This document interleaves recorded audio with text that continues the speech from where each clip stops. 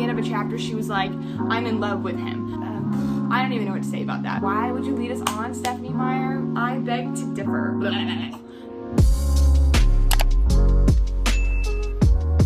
Hey guys, welcome back to my channel. It's Hannah, and in today's video, I'm going to be doing a review of the Twilight series. Now, I am aware that I am probably about 15 years late to the trend of reading the Twilight series. Then again, it did come out like only a few years after I was born, so it was really popular a couple years ago, but it's honestly still really popular now. Like, I feel like the Twilight series is one of those that you've heard of, even if you are not an avid reader like myself. So I really wanted to like read it because I feel like it was one of those big series, you know, like Hunger Games and Divergent and the Selection, like series that, especially if you like young adult genres, that you have heard of. So I wanted to read it. This series includes Twilight, New Moon, Eclipse, and Breaking Dawn, and then there's also some extra books. There's The Short Second Life of Bree Tanner, Midnight Sun, and then there's also like something that she wrote for it being the 15-year anniversary, or maybe 10-year anniversary, called Life and Death.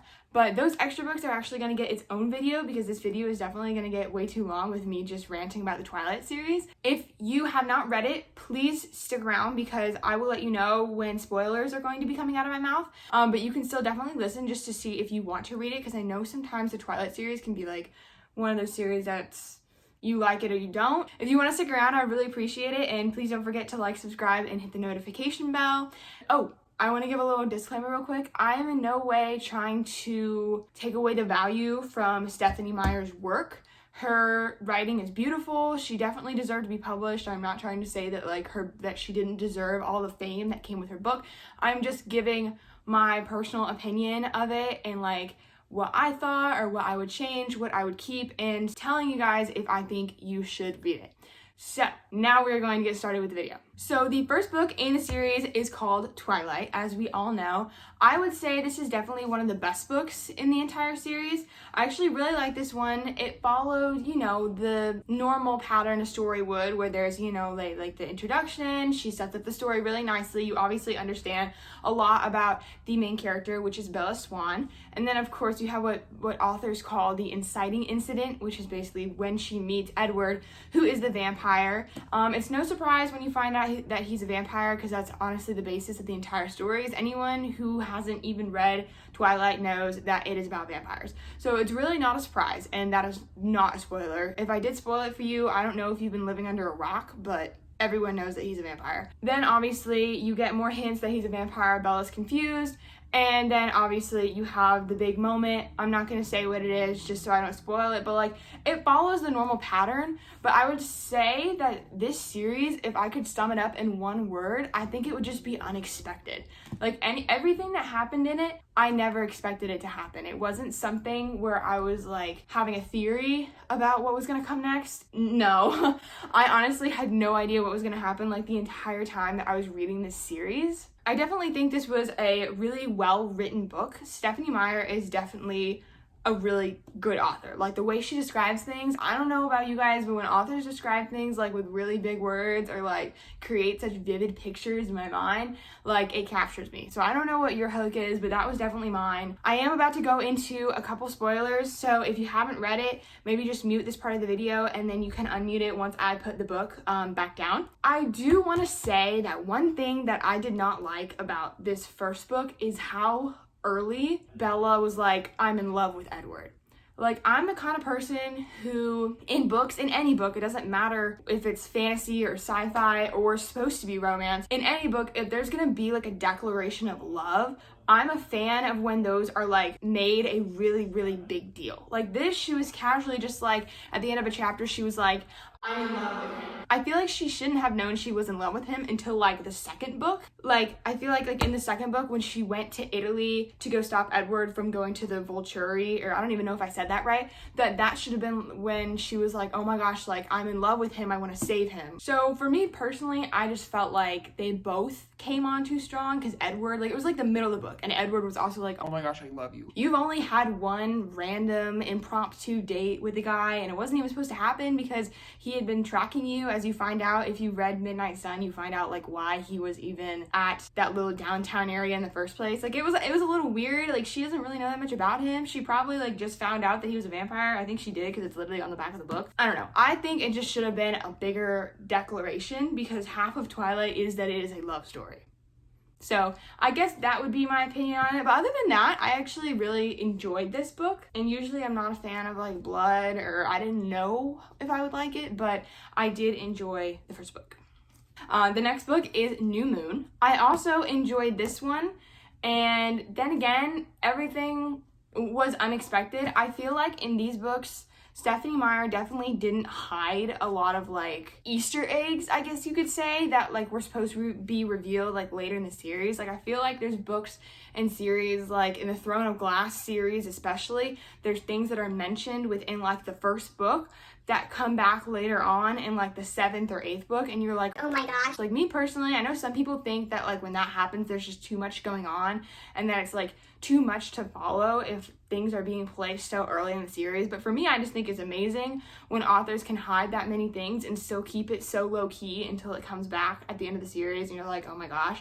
So this series definitely, I feel like, didn't have this except for maybe one thing that happened in this book. I was like, oh, like, okay, I get it. Like, that was definitely built up to from the first book, which I'll only mention when I get to the spoilers part of this book. But then again, I feel like it followed kind of the same, like, story pattern that you would expect where there's, you know, that rise and fall of things. Here's spoiler time, so turn your mic off, or if you don't care, like, feel free to listen in. But I feel like that part in the beginning where Bella was just like really not into like anything, she's felt so down about herself, like I was a little concerned about her, and it made me hurt. Like I know Stephenie Meyer was doing that just to like have everything everyone hooked, and like you got to keep reading to like get out of this slump, but it almost made me want to stop reading because it made me really sad to see how upset she was that Edward had left her, because it was literally like one chapter where she was with Edward and then like he left, and like it was such a bad goodbye, which I know was the point because it was painful for both of them, but it was painful for me as the reader. And then the whole thing with like Italy and stuff, like I feel like that was good. I think the way that Edward and Bella like reunited was a little bit awkward for me. Then again, I'm a fan of obviously big declarations of love or big like saving moments where like the main characters save each other. I don't know, so I just feel like that could have been much more of a big deal. But I did like this book too, along with the first book, so this one's good. There's some books in the series where I was like, okay, I definitely did not see that coming, but this one was good. I also want to mention, like, when you find out that Jacob is a werewolf, because that was the thing I was talking about earlier, where that was like the one thing that I feel like she hid in the beginning when Jacob was talking about all that. And then as like he got taller and like weird things were happening with him, like I feel like that was like really good and unexpected, and I did enjoy that because it added something new to the series. At the same time, I was like, oh no, not Jacob. You're dragging him into this mystical world of things, and now he's no longer the innocent sweet boy, but he's still Jacob. Like that is probably the one good thing that came out of Bella being like down in the dumps, is that she got to meet Jacob, because I actually really liked Jacob. Sometimes I almost shipped Bella and Jacob together over Edward. I was like, I don't know, Edward, do you like really need to come home? Does Bella really need to go save you? That probably sounds kind of mean, but like, no, I didn't think like Edward should have died. I'm just like, I don't know. Like the entire time, like I enjoyed them together, but at the same time, I just like,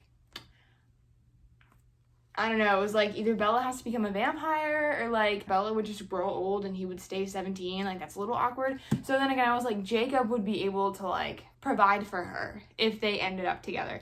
But I am aware that obviously that's not what it was going to do. But sometimes I hate it when I end up falling in love with like the character that you know is not going to end up with the main character.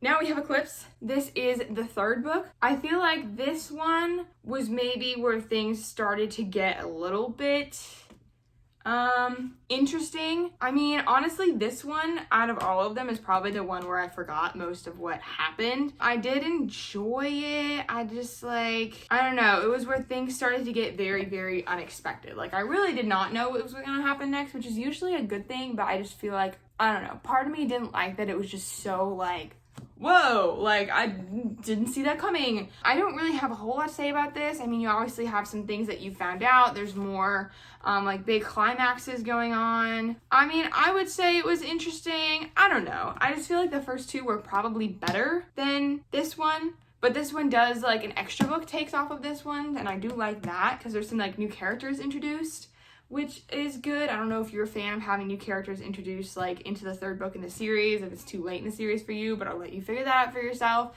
Now into spoilers, so just, you know, turn your mic off or your volume. Why do I keep saying mic? Your volume off? I'm sorry, I'm thinking of online school when you have to turn off your mic. Oh my. I don't know, man.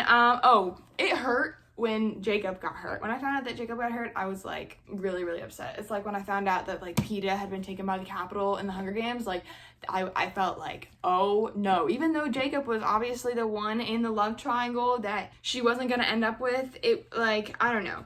And then I'm pretty sure it's at the end of this book I think this is the one where he like proposes at the very end. I personally did not think that was necessary. I think they still could have ended as, you know, just dating, or maybe it could have ended where he proposed. I just, like, I don't know.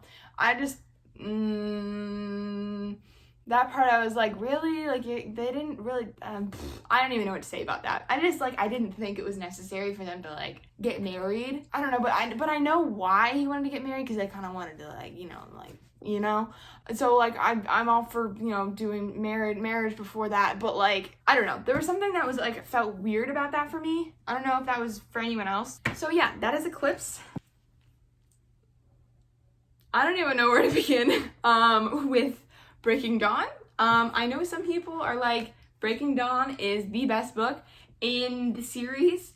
I beg to differ. I think this could have easily been a trilogy if she had just written like the third book a little differently. Like if you're gonna make a series, make it either a trilogy or make it like really long, like Throne of Glass. Like I feel like if you only have like 2 books or 4 books, even though 4 books is even, to me a trilogy seems like more even.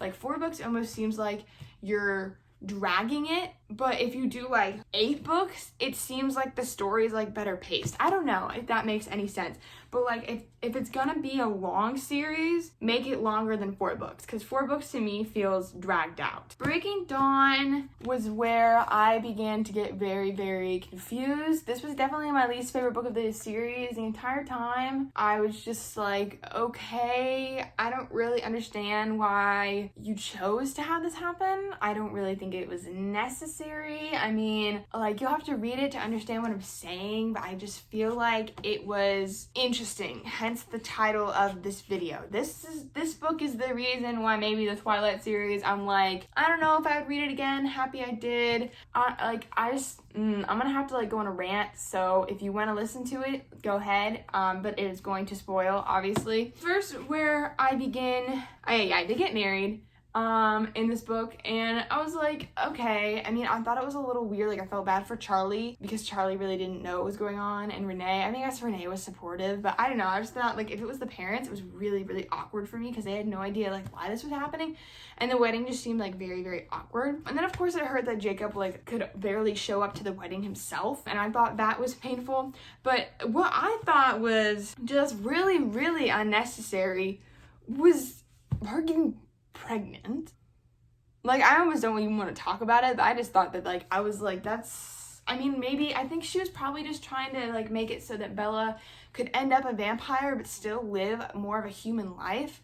Like, Edward, like, didn't want her to become a vampire because he wanted her to still experience, like, the wonderful things in humanity, but, like, I don't know. I feel like there are other ways to do that. I thought that was weird. Though I did appreciate her not telling that part from Bella's point of view, because I think that honestly would have been really, really awkward and I would have had to skip over it. So I did appreciate it going from Bella's point of view after that happened to like Jacob, and Jacob talking about it. Though it was a little weird to like hear like him describe how she looked, and I was just like, blah, blah, blah.